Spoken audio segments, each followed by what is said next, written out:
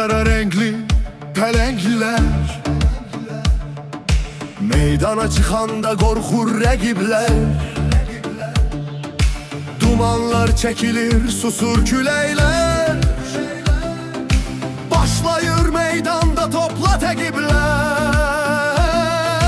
Her şey vətən üçün,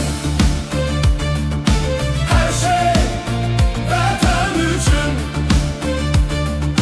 Birimiz hamımız üçün, hamımız birimiz üçün. Üstümüze gelenin üstünden keçerik.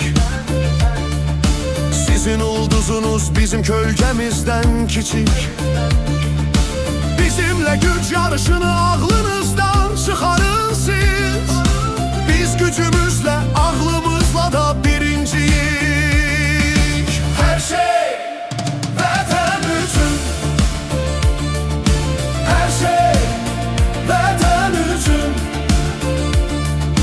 Birimiz hamımız üçün, hamımız birimiz üçün. Bizim adımız her yerde ses salır. Meydan bize dar gelir, qələbə bizi çağırır. Zəfər marşı çalınır, alqışlardan yer titreyir. Bu qüvvət, bu birlik herkesi heyrətləndirir. Her şey vətən üçün, her şey vətən üçün. Birimiz hamımız üçün, hamımız birimiz üçün.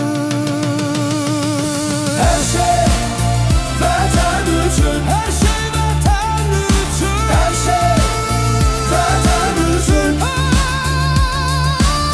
Zəfər bizimdir, bayrağımız uca, əbədi qələbə, Azərbaycan uca.